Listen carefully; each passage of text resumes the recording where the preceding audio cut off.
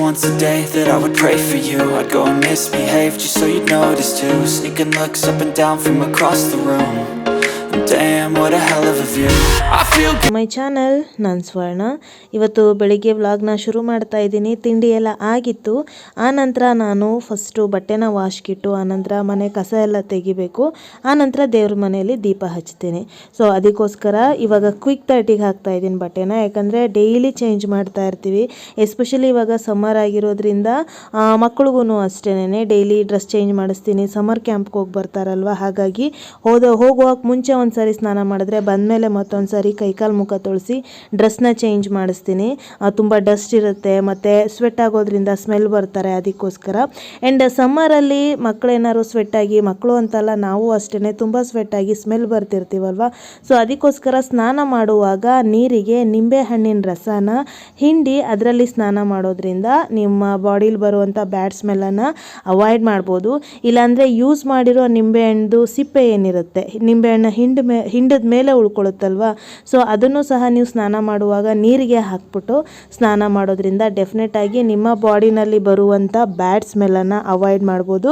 ಜೊತೆಗೆ ತುಂಬ ಫ್ರೆಶ್ ಅನ್ನೋ ಥರ ಫೀಲ್ ಆಗುತ್ತೆ. ಆ್ಯಂಡ್ ಇವಾಗೆಲ್ಲ ಸಮ್ಮರ್ ಸ್ಪೆಷಲ್ ತುಂಬ ಟ್ಯಾಲ್ಕಮ್ ಪೌಡರ್ಸ್ ಎಲ್ಲ ಇದೆ, ಬಾಡಿ ಪೌಡರ್ಸು. ಸೊ ಅದನ್ನು ಯೂಸ್ ಮಾಡ್ಬೋದು.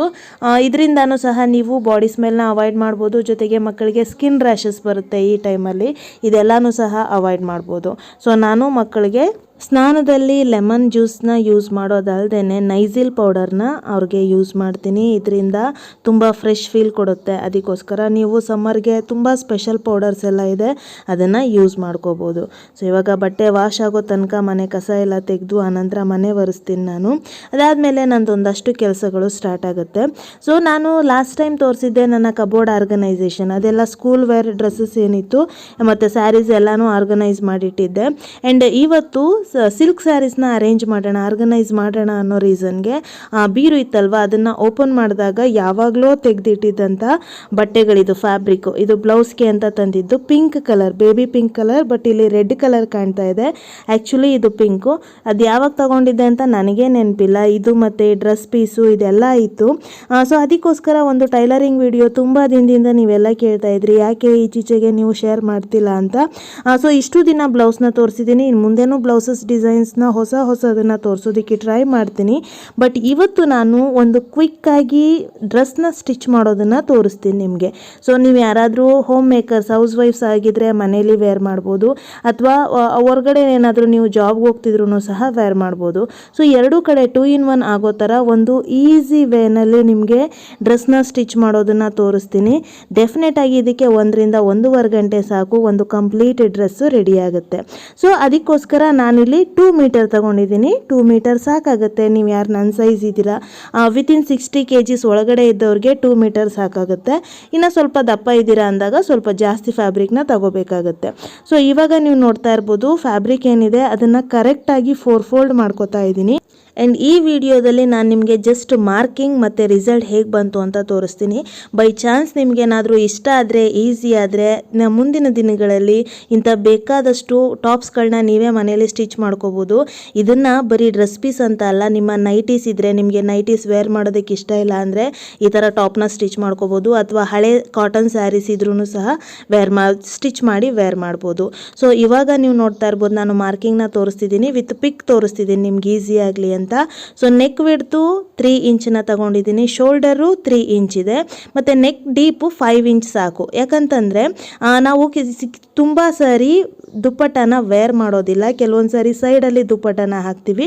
ಹಾಗಾಗಿ ವಿತೌಟ್ ದುಪ್ಪಟ್ಟ ಆದ್ರೂ ನಮ್ಮ ಡ್ರೆಸ್ ಡೀಸೆಂಟಾಗಿ ಕಾಣಬೇಕು ಅನ್ನೋ ರೀಸನ್ಗೆ ಶೋಲ್ಡರಿಂದ ಕೆಳಗಡೆ, ಅಂದರೆ ನಮ್ಮದು ಬ್ಲೌಸ್ ಲೆಂತ್ ಬರುತ್ತಲ್ವ ಅಲ್ಲಿ ತನಕ 14.5 ಇಂಚ್ಗೆ ಒಂದು ಮಾರ್ಕನ್ನು ನೀವು ಮಾಡ್ಕೋಬೇಕು. ನಿಮ್ಮದು ಬಾಡಿ ಫಿಟ್ಟಿಂಗ್ ಕಾಣುತ್ತಲ್ವ, ಅದಕ್ಕೋಸ್ಕರ.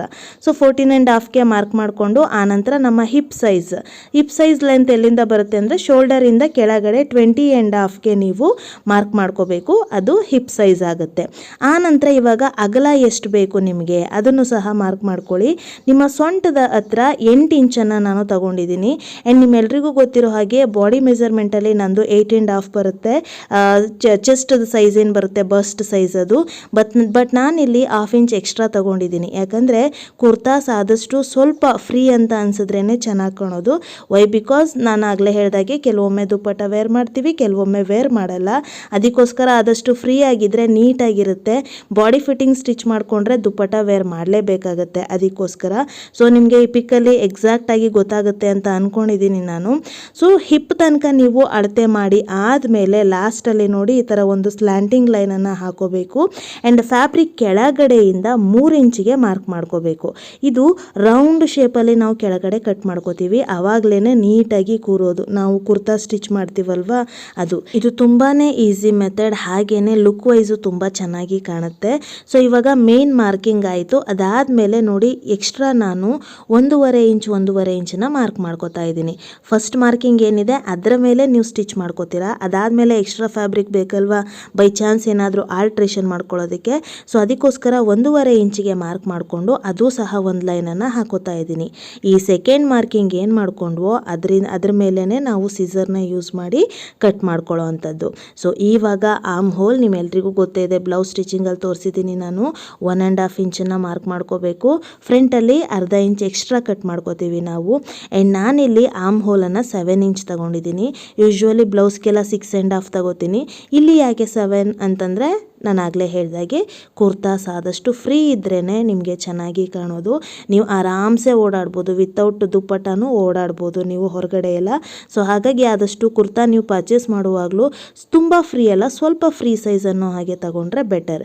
ಸೊ ಇವಾಗ ಕಟ್ ಮಾಡಿ ಆಯಿತು. ಎರಡೂ ಫ್ಯಾಬ್ರಿಕ್ನ ಫ್ರಂಟ್ ಮತ್ತು ಬ್ಯಾಕ್ ಏನಿದೆ ನಾನು ಸಪ್ರೇಟ್ ಮಾಡ್ತಾ ಇದ್ದೀನಿ. ಆ್ಯಂಡ್ ಈ ಫ್ಯಾಬ್ರಿಕ್ ಬಗ್ಗೆ ನೀವು ಕೇಳೋದಾದರೆ ಫ್ಯಾಬ್ರಿಕ್ ಹೆಸರು ನನಗೆ ಗೊತ್ತಿಲ್ಲ, ಬಟ್ ಇದಕ್ಕೆ ಪರ್ ಮೀಟರ್ 120 ರೂಪೀಸ್. 2 ಮೀಟರ್ ಇದೆ. ಇದು ಇವಾಗ ತಗೊಂಡಿದ್ದಲ್ಲ ಸ್ನೇಹಿತರೆ, ತುಂಬ ಹಿಂದೆ ತಗೊಂಡಿದ್ದು.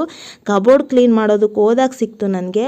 ಸೊ ಇವ್ರಿಗೆ ನಿಮ್ಗೇನಾದರೂ ಒಂದು ಹೊಸದಾಗಿ ತೋರಿಸ್ಬೋದಲ್ವ ಅನ್ನೋ ರೀಸನ್ಗೆ ತಗೊಂಡಿದ್ದೀನಿ. ಆ್ಯಂಡ್ ನಾನು ನೆಕ್ ವಿಡ್ತ್ ಎರಡೂ ಕಡೆ 5 ಇಂಚೇ ಕೊಡ್ತಿದ್ದೀನಿ.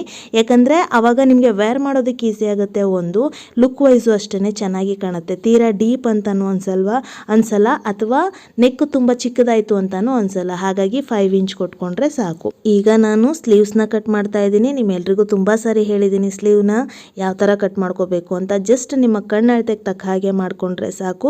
ಕುರ್ತಾ ಆಗಿರೋದ್ರಿಂದ ನಾನು 5 ಇಂಚ್ ಲೆಂತ್ ತಗೊಂಡಿದ್ದೀನಿ ಸ್ಲೀವ್ಗೆ. ಸೊ ಇವಾಗ ಸ್ಲೀವ್ನು ಸಹ ಮಾರ್ಕ್ ಮಾಡಿಕೊಂಡು ಕಟ್ ಮಾಡಿ ಇಟ್ಕೊಂಡ್ರೆ ವಿತಿನ್ 10 or 15 ಮಿನಿಟಲ್ಲಿ ನಿಮ್ಮ ಕುರ್ತಾ ಕಟಿಂಗ್ ಮುಗಿಯುತ್ತೆ. ಆನಂತರ ಸ್ಟಿಚಿಂಗ್. ನಿಮಗೆ ಈ ಕುರ್ತಾ ಇಷ್ಟ ಆಗಿದ್ರೆ ಮಾತ್ರ ನೆಕ್ಸ್ಟ್ ಟೈಮ್ ನಾನು ಇದರ ಸ್ಟಿಚಿಂಗನ್ನು ತೋರಿಸ್ತೀನಿ. ಸ್ಟಿಚಿಂಗ್ ಏನೂ ಇಲ್ಲ, ತುಂಬ ಸಿಂಪಲ್. ನಿಮಗೆ ಆಲ್ರೆಡಿ ಸ್ಲೀವ್ನ ಹೇಗೆ ಅಟ್ಯಾಚ್ ಮಾಡೋದು ಅಂತ ಗೊತ್ತಿದೆ. ಅದನ್ನು ಬಿಟ್ಟರೆ ನಾನು ಸೆಕೆಂಡ್ ಲೈನ್ ಏನು ಮಾರ್ಕ್ ಮಾಡಿದ್ನೋ ಅದರ ಮೇಲೆ ಫ್ರಂಟ್ ಫ್ಯಾಬ್ರಿಕ್ ಬ್ಯಾಕ್ ಫ್ಯಾಬ್ರಿಕ್ ಎರಡನ್ನೂ ಸೇರಿಸಿ ಸ್ಟಿಚ್ ಮಾಡ್ಕೊಂಡು ಹೋದರೆ ಕುರ್ತಾ ರೆಡಿ ಆಗಿಬಿಡುತ್ತೆ. ನೋಡಿ ಇವಾಗ ಕುರ್ತಾ ರೆಡಿ ಆಯಿತು. ಇನ್ನು ಎಡ್ಜಲ್ ಏನಿದೆ ಅದನ್ನು ಫೋಲ್ಡ್ ಮಾಡಿ ನಾವು ಸ್ಟಿಚ್ ಮಾಡ್ಕೋಬೇಕು.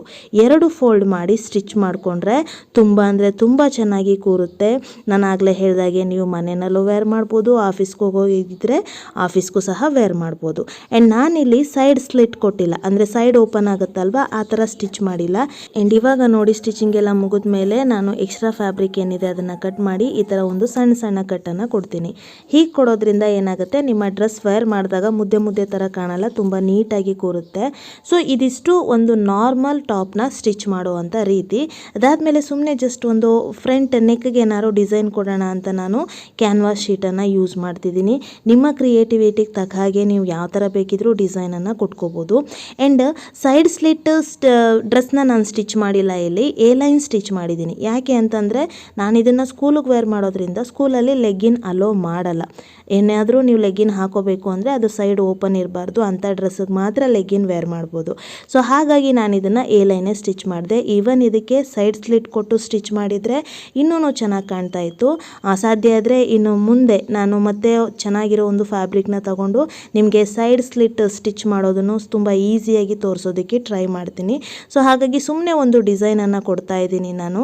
ಇದು ಜಸ್ಟ್ ನಿಮಗೆ ಗೊತ್ತಾಗಲಿ ಅಂತ. ನೀವು ಇದಕ್ಕೆ ತಕ್ಕ ಹಾಗೆ ಯಾವ ಥರ ಬೇಕಿದ್ರೂ ಡಿಸೈನ್ ಮಾಡ್ಬೋದು. ಆ್ಯಂಡ್ ರೆಡಿಮೇಡ್ ಲೇಸ್ ಸಿಗುತ್ತೆ, ಅದನ್ನು ಸಹ ತಂದು ನಿಮ್ಮ ಡ್ರೆಸ್ಗೆ ನೀವು ಅಟ್ಯಾಚ್ ಮಾಡ್ಕೋಬೋದು. ಸೊ ಇವಾಗ ನಾನು ಜಸ್ಟ್ ಮುಂದೆ ಒಂದು ಆ್ಯರೋ ಮಾರ್ಕ್ ಬರೋ ಥರ ಒಂದು ಡಿಸೈನ್ನ ಕ್ಯಾನ್ವಾಸ್ ಸಹಾಯದಿಂದ ಸ್ಟಿಚ್ ಮಾಡಿ, ಅದಕ್ಕೆ ಸ್ವಲ್ಪ gold piping last time blouse stitch ಮಾಡುವಾಗ ತಂದಿದ್ರಲ್ಲಿ ಉಳಿದಿತ್ತು, ಅದನ್ನು ಯಾಕೆ ವೇಸ್ಟ್ ಮಾಡೋದು ಅಂತ ಅದನ್ನು ಸಹ ಅಟ್ಯಾಚ್ ಮಾಡ್ತಾ ಇದ್ದೀನಿ. ಅದಾದಮೇಲೆ ಸಾನು ಡ್ರೆಸ್ದು ಒಂದಷ್ಟು ಬಟನ್ಗಳು ಬಿದ್ದೋಗಿದ್ವು. ಅದರಲ್ಲಿ 5 ಸಿಕ್ಕಿದ್ದು ನನಗೆ. ಸುಮಾರು ಇತ್ತು ಅವಳ ಡ್ರೆಸ್ಸಲ್ಲಿ ಬಟನ್ಸು. ಸೊ 5 ಸಿಕ್ತು. ಅದನ್ನು ನೋಡಿ ಇವಾಗ ನಾನು ಇದಕ್ಕೆ ಅಟ್ಯಾಚ್ ಮಾಡ್ತಾ ಇದ್ದೀನಿ. ಇದು ಸಾನು ಡ್ರೆಸ್ಸಲ್ಲಿ ಇದ್ದಂಥ ಬಟನ್ಸು. ಆದಷ್ಟು ಏನೇನು ಮನೇಲಿ ವೇಸ್ಟ್ ಅಂತ ಇದೆಯೋ ಅದನ್ನು ರೀಯೂಸ್ ಮಾಡ್ಕೋಬೇಕು. ಅವಳು ಅಲ್ಲೊಂದು ಇಲ್ಲೊಂದು ತೆಗೆದಿಟ್ಟಿದ್ಲು, ಎಲ್ಲ ಬಿದ್ದೋಯ್ತು ಅಂತ. ಬಟ್ ನಾನು ಅದನ್ನು ಸೇವ್ ಮಾಡಿಟ್ಟಿದ್ದೆ, ಏನಕ್ಕಾದರೂ ಬೇಕಾಗುತ್ತೆ ಅಂತ. ಸೊ ಅದು ಈ ಥರ ಯೂಸ್ ಆಯಿತು ನೋಡಿ. ಇವಾಗ ಆ ಆ್ಯರೋ ಮಾರ್ಕ್ ಏನಿದೆ ಅದ್ರ ಮೇಲೆ ಈ ಥರ ಬಟನ್ಸ್ನ ಹಾಕಿ, ಆನಂತರ ನಿಮ್ಮ ಡ್ರೆಸ್ ಕಂಪ್ಲೀಟ್ ರೆಡಿ ಆಗಿರುತ್ತಲ್ವ ಅದ್ರ ಮೇಲೆ ಇದನ್ನು ಸ್ಟಿಚ್ ಮಾಡೋದು. ಹೀಗೆ ಮಾಡೋದ್ರಿಂದ ನಿಮಗೆ ಒಂದು ಬೆನಿಫಿಟ್ ಏನು ಅಂದರೆ, ಬೈ ಚಾನ್ಸ್ ಈ ಡಿಸೈನ್ ಇಷ್ಟ ಇಲ್ಲ ಅಂದರೆ ಈಸಿಯಾಗಿ ಅದನ್ನು ರಿಮೂವ್ ಮಾಡಿ ಬೇರೆ ಡಿಸೈನು ಸಹ ಕೊಟ್ಕೋಬೋದು. ಸೊ ಹಾಗಾಗಿ ನಾನು ಈ ಥರ ಡಿಸೈನ್ಸನ್ನು ಹಾಕ್ತೀನಿ ಕುರ್ತಾಗೆ. ಸೊ ಈಗ ನನ್ನ ಫೈನಲ್ ಲುಕ್ ಹೇಗಿದೆ ಅಂತ ನೋಡಿ. ಇದು ನನ್ನ ಫೈನಲ್ ಲುಕ್.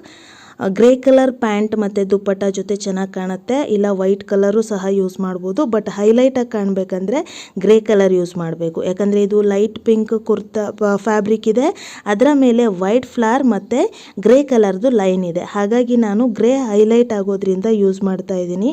ಯಾವುದೇ ಕುರ್ತಾನ ನೀವು ವೇರ್ ಮಾಡುವಾಗ ಆದಷ್ಟು ಕಾಂಟ್ರಾಸ್ಟ್ ದುಪ್ಪಟ್ಟ ಮತ್ತು ಪ್ಯಾಂಟನ್ನು ಯೂಸ್ ಮಾಡಿ, ಆವಾಗ ನಿಮ್ಗೆ ಒಳ್ಳೆ ಲುಕ್ ಕೊಡುತ್ತೆ. ಎಸ್ಪೆಷಲಿ ದುಪ್ಪಟ್ಟ ಮತ್ತು ಪ್ಯಾಂಟ್ ಡಾರ್ಕ್ ಕಲರ್ ಇರಬೇಕು, ಆವಾಗಲೇ ನಿಮ್ಮ ಕುರ್ತಾನೂ ಹೈಲೈಟ್ ಆಗುತ್ತೆ ಆ್ಯಂಡ್ ನಿಮ್ಮದು ಔಟ್ಲುಕ್ ತುಂಬ ಅಂದರೆ ತುಂಬ ಚೆನ್ನಾಗಿ ಕಾಣುತ್ತೆ. ಸೊ ಇದು ವಿತ್ ದುಪ್ಪಟ್ಟ. ನಾನು ನೈಟ್ ಪ್ಯಾಂಟ್ ಜೊತೆ ವೇರ್ ಮಾಡಿದ್ದೀನಿ. ಕರೆಕ್ಟಾಗಿ ಲೆಗ್ಗಿನ್ ಜೊತೆ ವೇರ್ ಮಾಡಿದ್ರೆ ಇನ್ನೂ ಚೆನ್ನಾಗಿ ಕಾಣುತ್ತೆ. ನಾನು ಆಗಲೇ ಹೇಳಿದಾಗೆ ಇದು ಸೈಡ್ ಸ್ಲಿಟ್ ಕೊಟ್ಟು ಸ್ಟಿಚ್ ಮಾಡಿದ್ರೂ ಚೆನ್ನಾಗಿರ್ತಿತ್ತು. ಬಟ್ ನಾನು ವಿತೌಟ್ ಸೈಡ್ ಸ್ಲಿಟ್, ಅಂದರೆ ಇದಕ್ಕೆ ನಾವು ಎ ಲೈನ್ ಕುರ್ತಾ ಅಂತ ಕರಿತೀವಿ, ಆ ಥರ ಸ್ಟಿಚ್ ಮಾಡಿದ್ದೀನಿ. ಸೊ ನನ್ನ ಕುರ್ತಾ ಹೇಗಿತ್ತು ಅಂತ ದಯವಿಟ್ಟು ಕಮೆಂಟ್ ಬಾಕ್ಸಲ್ಲಿ ಕಮೆಂಟ್ ಮಾಡಿ.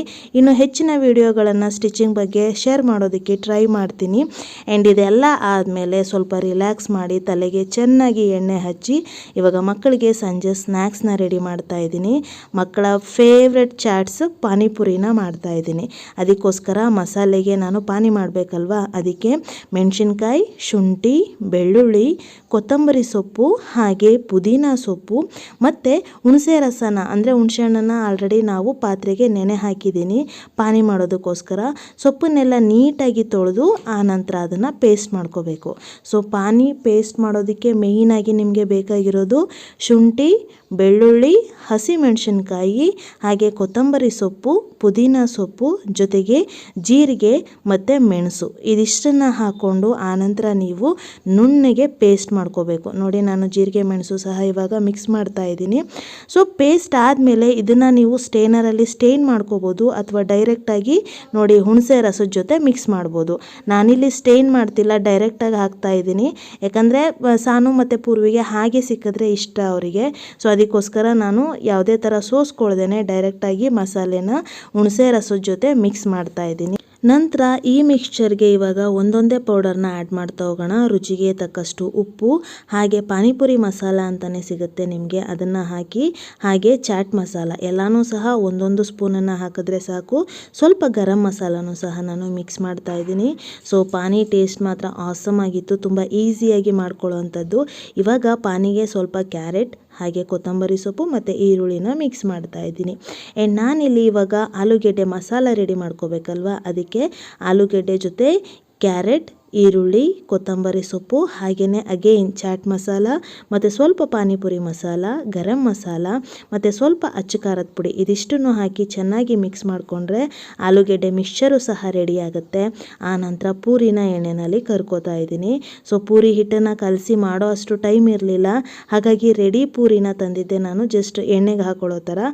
ಸೊ ಅದನ್ನು ಇವಾಗ ರೆಡಿ ಮಾಡ್ಕೋತಾ ಇದ್ದೀನಿ. ಮಕ್ಕಳಿಗಂತೂ ತುಂಬ ಇಷ್ಟ, ಎಸ್ಪೆಷಲಿ ಗೋಲ್ಗಪ್ಪ ಅಂದರೆ ಪ್ರಾಣ ಅವರಿಬ್ಬರಿಗೆ. ಅದಕ್ಕೋಸ್ಕರ ಅವರಿಗೋಸ್ಕರ ಮನೆಯಲ್ಲೇ ಮಾಡಿದ್ದೀನಿ, ಎಷ್ಟು ಬೇಕಿದ್ರೂ ತಿನ್ನಲಿ ಅಂತ. ಸೊ ಇವಾಗ ಪೂರಿನೂ ರೆಡಿಯಾಗಿದೆ ಆ್ಯಂಡ್ ಪಾನಿ ಎಲ್ಲನೂ ಸಹ ರೆಡಿಯಾಗಿದೆ. ಇವಾಗ ಈಟಿಂಗ್ ಟೈಮ್. ನಮ್ಮ ಮನೇಲಿ ಎಲ್ಲರೂ ಜೊತೆಗೆ ತಿನ್ನಬೇಕು ಅನ್ನೋ ರೀಸನ್ಗೆ ಫಸ್ಟು ಪೂರಿಗೆ ಮಸಾಲೆ ಎಲ್ಲ ಹಾಕ್ತೀನಿ, ಆನಂತರ ಪಾನಿನ ಅವರೇ ತೊಗೊಂಡು ತಿಂತಾರೆ. ಸೊ ಇಲ್ಲ ಅಂತಂದರೆ ಹಾಕ್ಕೊಡ್ತಾ ಕರೆಕ್ಟಾಗಿ ಎಲ್ಲರೂ ಕೇರ್ ಮಾಡೋದಕ್ಕಾಗಲ್ಲ ಒಂದು, ಆ್ಯಂಡ್ ಅವ್ರಿಗೆಲ್ಲ ಹಾಕಿ ಆಮೇಲೆ ನನಗೆ ತಿನ್ನೋಕ್ಕೆ ಬೇಜಾರಾಗುತ್ತೆ. ಸೊ ಹಾಗಾಗಿ ಪ್ರತಿ ಸಾರಿ ನಾನು ಪಾನಿಪುರಿ ಮಾಡುವಾಗ್ಲೂ ಹೀಗೇ ಮಸಾಲೆ ಎಲ್ಲ ಹಾಕಿ ಆನಂತರ ಒಂದೊಂದು ಗ್ಲಾಸಿಗೆ ಪಾನಿ ಕೊಟ್ಟರೆ ಮಕ್ಕಳೇ ಇಷ್ಟಪಟ್ಟು ಅವ್ರಿಗೆ ಎಷ್ಟು ಬೇಕು ಅಷ್ಟನ್ನು ತಿಂತಾರೆ. ಸೊ ಫ್ರೆಂಡ್ಸ್, ಈ ಥರ ಇತ್ತು ಇವತ್ತಿನ ನನ್ನ ಕಂಪ್ಲೀಟ್ ವ್ಲಾಗ್. ಒಂದಷ್ಟು ಕೆಲಸ, ಒಂದಷ್ಟು ಸ್ಟಿಚಿಂಗ್, ಹಾಗೆ ಒಂದು ಚಾರ್ಟ್ಸ್ ಜೊತೆ ನನ್ನ ಇವತ್ತಿನ ವಿಡಿಯೋನ ನಿಮ್ಮ ಜೊತೆ ಶೇರ್ ಮಾಡಿದ್ದೀನಿ. ಹೋಪ್ ಈ ವಿಡಿಯೋ ನಿಮ್ಮೆಲ್ರಿಗೂ ಇಷ್ಟ ಆಗಿದೆ ಅಂತ ಅನ್ಕೋತೀನಿ. ಇಷ್ಟ ಆಗಿದ್ದರೆ ಪ್ಲೀಸ್ ಲೈಕ್ ಮಾಡಿ, ಶೇರ್ ಮಾಡಿ, ಹಾಗೆ ನನ್ನ ಚಾನಲ್ನ ಸಬ್ಸ್ಕ್ರೈಬ್ ಮಾಡಿ. ಆದಷ್ಟು ಸ್ಟಿಚಿಂಗ್ ವಿಡಿಯೋಸ್ನ ಶೇರ್ ಮಾಡೋದಕ್ಕೆ ಟ್ರೈ ಮಾಡ್ತೀನಿ ಅಂತ ಹೇಳ್ತಾ ಇವತ್ತಿನ ನನ್ನ ವಿಡಿಯೋನ ಇಲ್ಲಿಗೆ ಎಂಡ್ ಮಾಡ್ತಾ ಇದ್ದೀನಿ. ಸಿಗೋಣ ಮುಂದಿನ ವಿಡಿಯೋದಲ್ಲಿ. ಅಲ್ಲಿವರೆಗೂ ನಮಸ್ಕಾರ. ಮತ್ತೊಮ್ಮೆ ಹೇಳ್ತಾ ಇದ್ದೀನಿ, please don't forget to subscribe my channel. Thank you.